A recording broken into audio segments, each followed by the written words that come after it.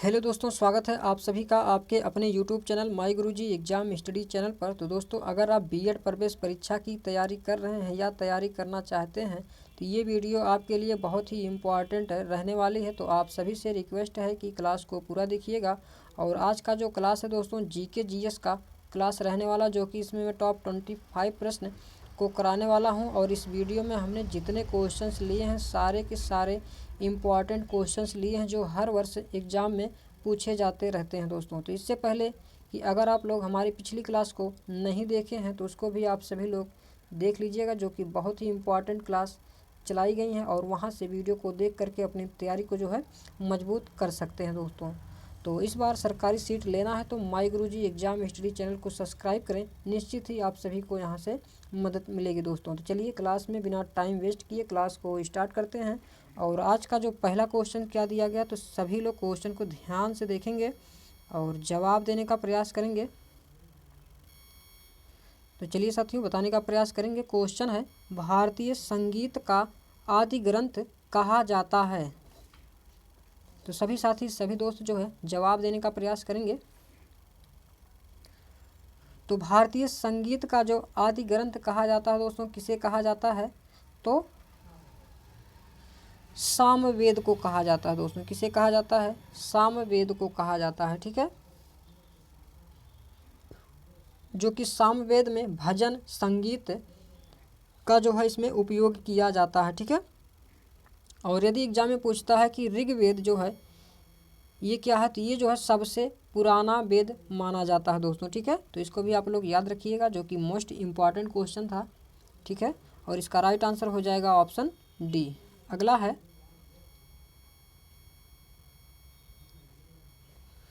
अशोक के अधिकांश अभिलेख किस भाषा व लिपि में हैं? तो बताने का प्रयास करेंगे। ऑप्शन है प्राकृत व ब्राह्मी, संस्कृत व ब्राह्मी, पाली व ब्राह्मी, कोई भी विकल्प सही नहीं है। तो बताने का प्रयास करेंगे सभी लोग।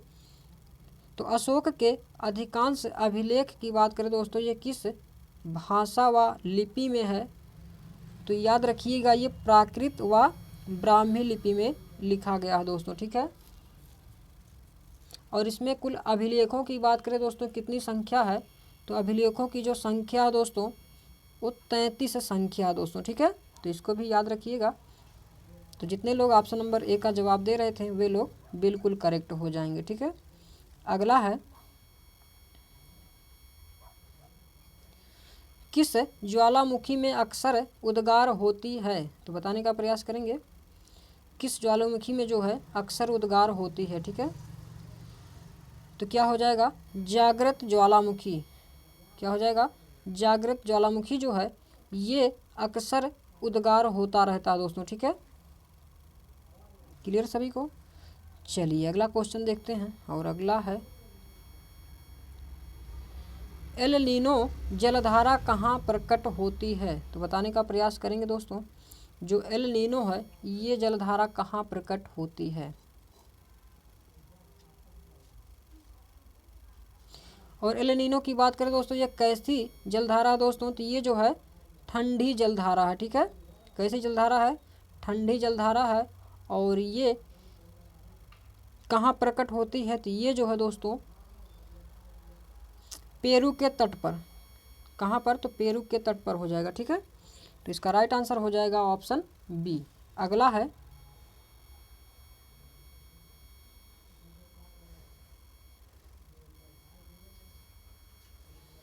गणतंत्र होता है? तो बताने का प्रयास करेंगे। जो गणतंत्र दिया गया दोस्तों ये क्या होता है? तो गणतंत्र की बात करें दोस्तों, ये जो है एक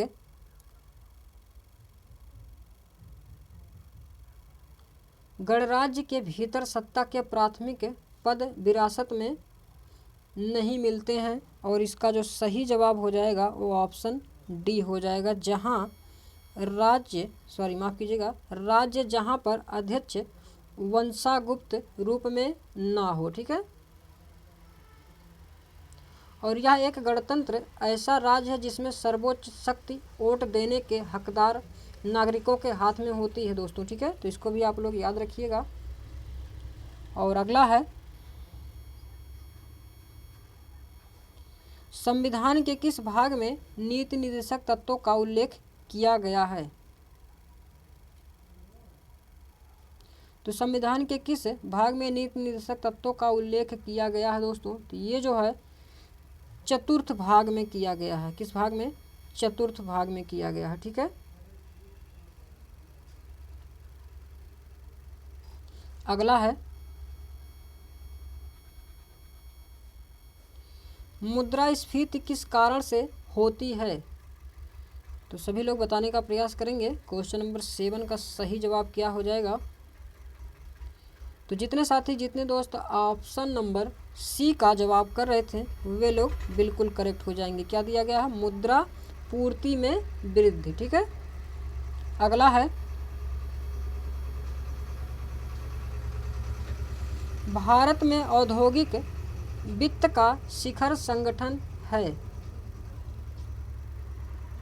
तो भारत में औद्योगिक वित्त का जो शिखर संगठन है दोस्तों, ये कहाँ है? तो ये जो है IDBI में है दोस्तों। कहाँ पर है? तो IDBI हो जाएगा। ठीक है,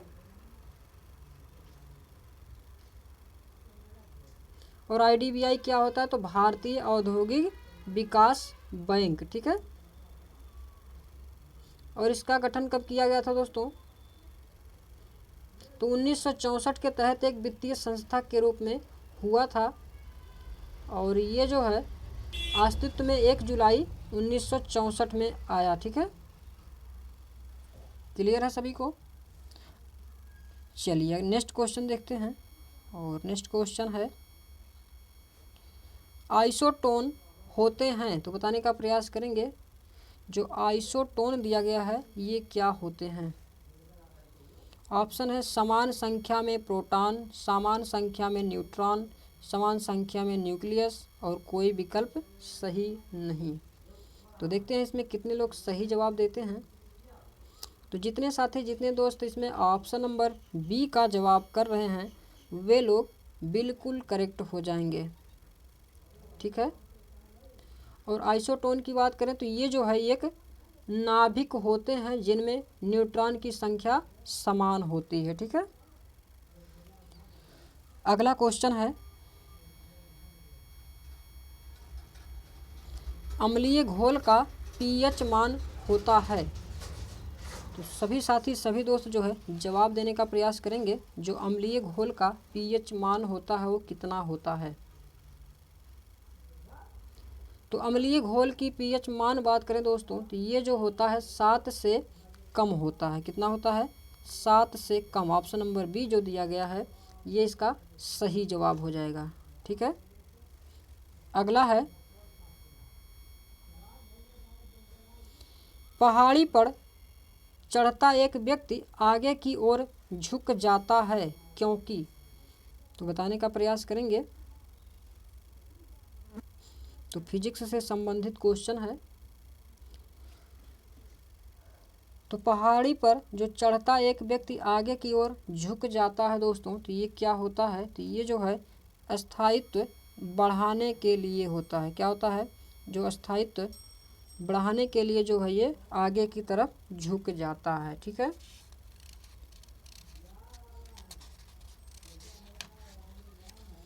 अगला है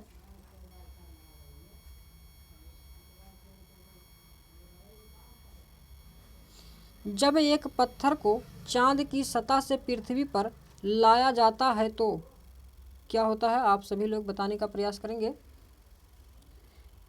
तो जब एक पत्थर को चांद की सतह से पृथ्वी पर लाया जाता है दोस्तों तो इसका भार बदल जाएगा परंतु द्रव्यमान जो है नहीं बदलेगा। ठीक है, तो इसका ऑप्शन नंबर जो बी दिया गया है ये बिल्कुल सही हो जाएगा दोस्तों।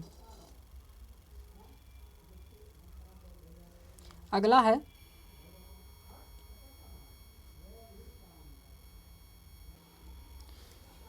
निम्नलिखित में कौन एक सही मायने में फल का उदाहरण नहीं है? तो बताने का प्रयास करेंगे।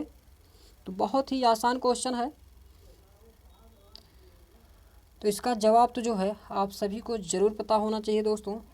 तो सेब की बात करें तो क्या है? ये फल होता है। अमरूद की बात करें तो ये जो है फल होता है। आम की बात करें तो ये भी फल होता है, लेकिन टमाटर की बात करें दोस्तों तो ये क्या है, ये फल नहीं है। ठीक है, तो इसीलिए जो है इसका सही जवाब जो है वो ऑप्शन डी हो जाएगा। अगला है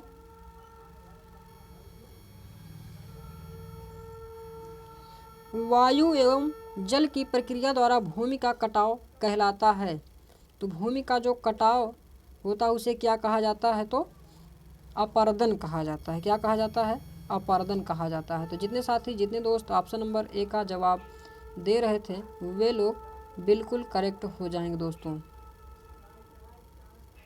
और अपरदन क्या होता है दोस्तों, तो ये भी जान लीजिए। अपरदन जो होता है भूमि के कणों का अपने मूल स्थान से हटने एवं दूसरे स्थान पर एकत्र होने की क्रिया को जो है भूक्षरण या मृदा अपरदन कहा जाता है। ठीक है, याद हो जाएगा सभी को। चलिए, बिल्कुल याद होना चाहिए। और अगला क्वेश्चन देखते हैं।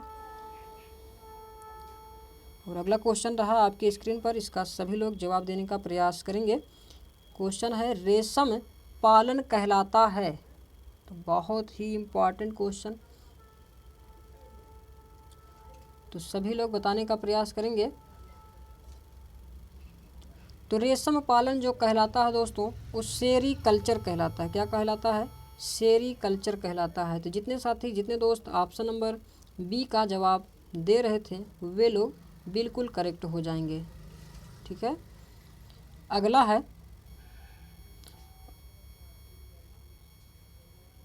और दोस्तों आप सभी लोग अभी तक वीडियो को लाइक नहीं किए हैं तो फटाफट लाइक कर दीजिए।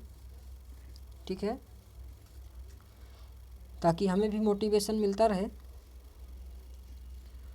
और अगला क्वेश्चन है सौर ऊर्जा का सबसे बड़ा यौगिकीकरण इनमें से कौन है। तो सभी लोग जवाब देने का प्रयास करेंगे। तो सौर ऊर्जा का जो सबसे बड़ा यौगिकीकरण इनमें से कौन है, तो क्या हो जाएगा दोस्तों, ऑप्शन नंबर डी, हरे पौधे। तो जितने लोग ऑप्शन नंबर डी का जवाब दे रहे थे वे लोग बिल्कुल करेक्ट हो जाएंगे। अगला है ओरेकल है, तो बताने का प्रयास करेंगे। जो ओरेकल है ये क्या है।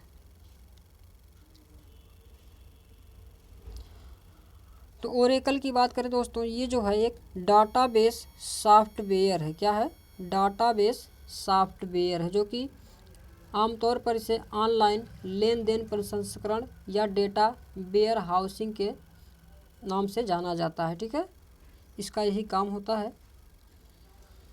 तो जितने साथी जितने दोस्त ऑप्शन नंबर सी का जवाब कर रहे थे वे लोग बिल्कुल करेक्ट हो जाएंगे।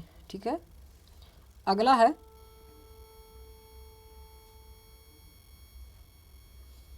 रग्बी फुटबॉल में प्रत्येक पक्ष में खिलाड़ियों की संख्या कितनी होती है।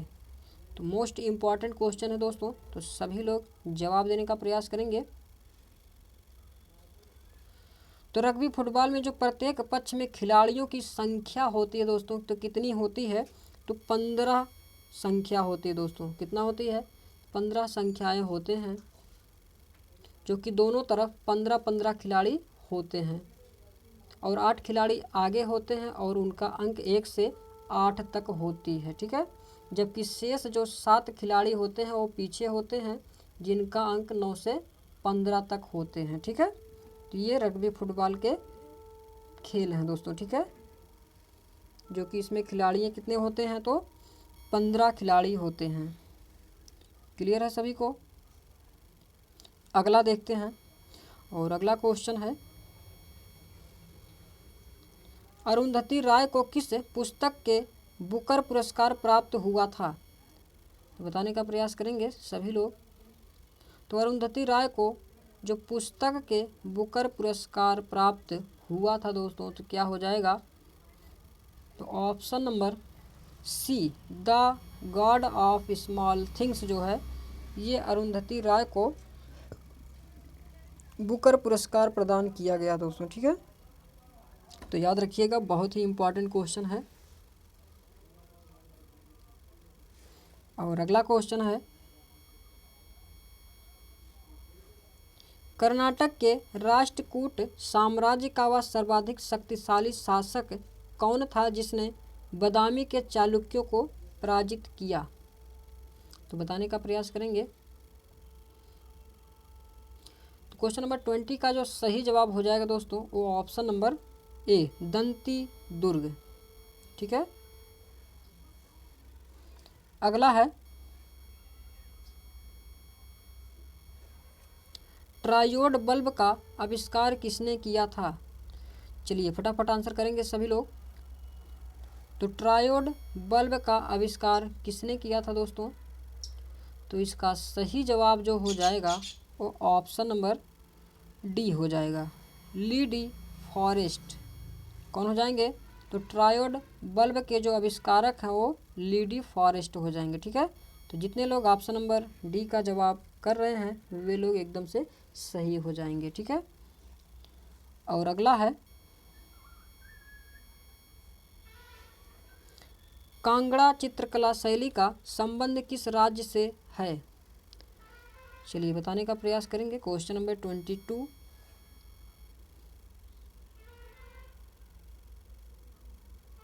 तो कांगड़ा चित्रकला शैली का जो संबंध है दोस्तों ये किस राज्य से है? तो ये जो है हिमाचल प्रदेश से दोस्तों। किस राज्य से? हिमाचल प्रदेश से है। और हिमाचल प्रदेश की बात करें तो इसका एक पूर्व रियासत राज्य भी है। ठीक है। जो कि कांगड़ा चित्रकला शैली इसी से संबंधित है। और कांगड़ा चित्रकारों ने जो है सब्जी और खनिज निष्कर्षों से बने रंगों का जो है इस्तेमाल किया इसमें। ठीक है। तो इसको भी याद रखेंगे जो कि बहुत ही इम्पॉर्टेंट क्वेश्चन है। तो इसका राइट आंसर हो जाएगा ऑप्शन बी। और अगला है निम्नलिखित में से कौन सा पुरस्कार खेल कूद के क्षेत्र से संबंधित नहीं है? तो बताने का प्रयास करेंगे।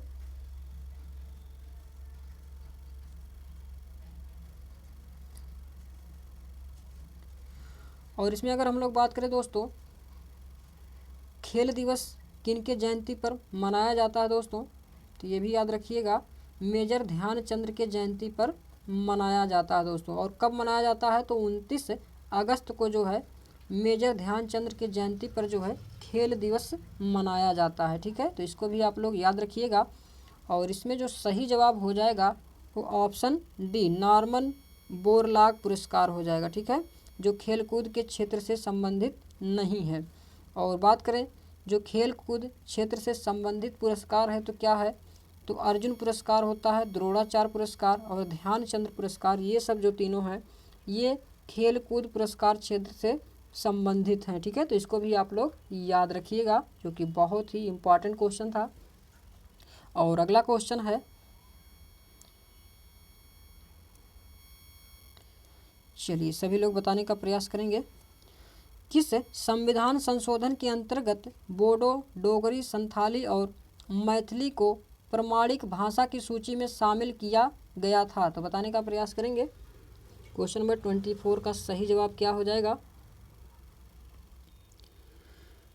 तो इसका जो सही जवाब हो जाएगा दोस्तों वो ऑप्शन नंबर बी, 92वां संविधान संशोधन अधिनियम 2003 जो है ये इसका सही जवाब हो जाएगा। ठीक है।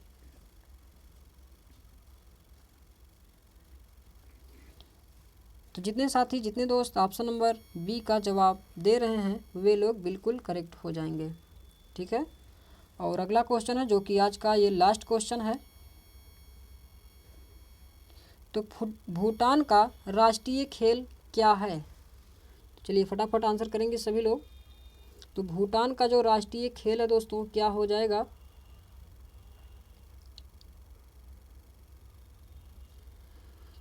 तो तीरंदाजी जो है दोस्तों ये भूटान का राष्ट्रीय खेल हो जाएगा। ठीक है। और तीरंदाजी खेल की बात करें इसे राष्ट्रीय खेल कब घोषित किया गया था? तो इसको भी याद रखिएगा, 1971 में जो है राष्ट्रीय खेल घोषित किया गया था दोस्तों। ठीक है। तो ये थे दोस्तों जीके जीएस से रिलेटेड टॉप 25 प्रश्न जो कि आप सभी के बीएड प्रवेश परीक्षा के लिए इम्पॉर्टेंट क्वेश्चन थे। तो वीडियो कैसा लगा आप सब कमेंट करके ज़रूर बताइएगा। और वीडियो अच्छा लगा हो तो लाइक शेयर सब्सक्राइब करना मत भूलिएगा। और मिलते हैं नेक्स्ट वीडियो में, तब तक के लिए जय हिंद, जय भारत, वंदे मातरम दोस्तों।